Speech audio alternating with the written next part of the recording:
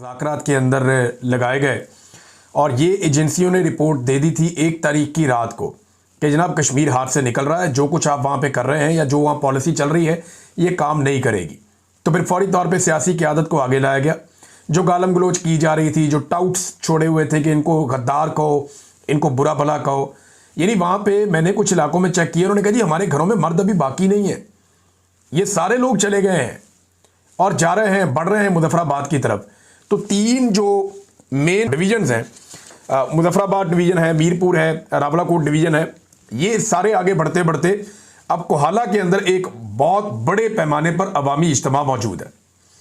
अब ये इतने लोग हैं कि सर ही सर नज़र आते हैं हर तरफ। अवाम का एक समंदर है जो वहाँ पे पहुँच गया है और ये सारे रास्ते लोग लड़ते हुए आए हैं। जो लोग पुंछ से आए हैं वो तो बहुत उन्होंने लड़ाई लड़ी है और पुलिस वालों को और FC वालों को उन्होंने बहुत मारा। इस्लामाबाद पुलिस वालों को आज़ाद कश्मीर में मुजाहिरीन ने बहुत मारा और वो उन्हें इसलिए मारा कि ये लोग उन्हें मार रहे थे। यानी जैसे हमें ये दुख होता है ना, कोई यूनिफॉर्म में बंदा बैठ के ज़मीन पे मार खा रहा है और उसे मुजाहिरीन मार रहे हैं, बिल्कुल ऐसे ही हमें दुख होता है जब यूनिफॉर्म वाले इकट्ठे होकर आम आदमी को मारते हैं।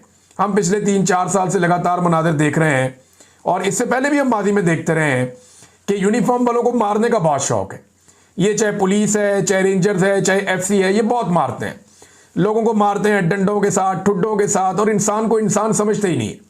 हत्ता कि इंसानों को गोलियां भी मार देते हैं। लेकिन जब ये काबू आ जाए अवाम के तो फिर अवाम भी मारती है। तो फिर अब रोना किस बात का, अब तकलीफ किस बात की? मामला तो उन लोगों का है जो इन्हें लड़ाते हैं आपस में।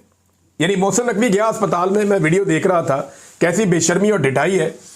वो जाकर पुलिस वालों से पूछ रहा है डट कर लड़े हो ना, मुकाबला किया है ना, क्यों इनको तूने इंडिया भेजा था या इनको लड़ने के लिए दहशतगर्दों से लड़ने के लिए भेजा था, या ये वो वाला SHO है जिसने दहशतगर्दों से जाके बलूचिस्तान में लड़ना था? भाई आपस में पाकिस्तानियों से लड़ा के तो ये आगे पूछ रहा है कि डट के लड़े हो कि बॉर्डर से बुलाए हैं पुलिस वाले।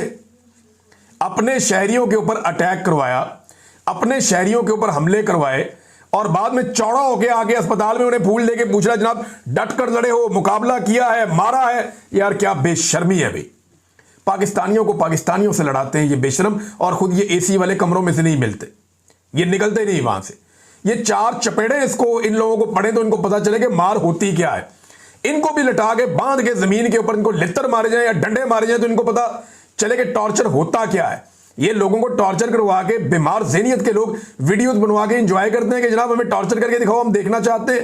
अस्पताल में जाके पूछ रहा कैसा तुमने मारा, तुम डट कर लड़े?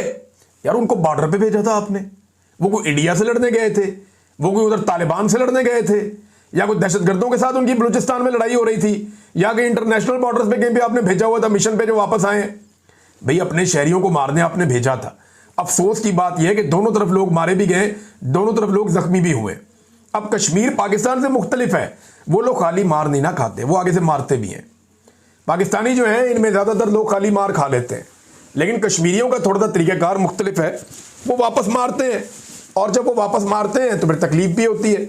अब जो मनाजिर मैंने देखे यानी अच्छे नहीं लग रहे मुझे देखने में कि FC वालों को और पुलिस वालों को वहाँ लटा के बिठा के जो है वो वहाँ के मकामी लोग आज़ाद कश्मीर के मार रहे हैं, मुझे देखने में अच्छा नहीं लग रहा। लेकिन इसी तरह ये FC वाले और पुलिस वाले वहाँ पे मकामी लोगों को भी मार रहे हैं।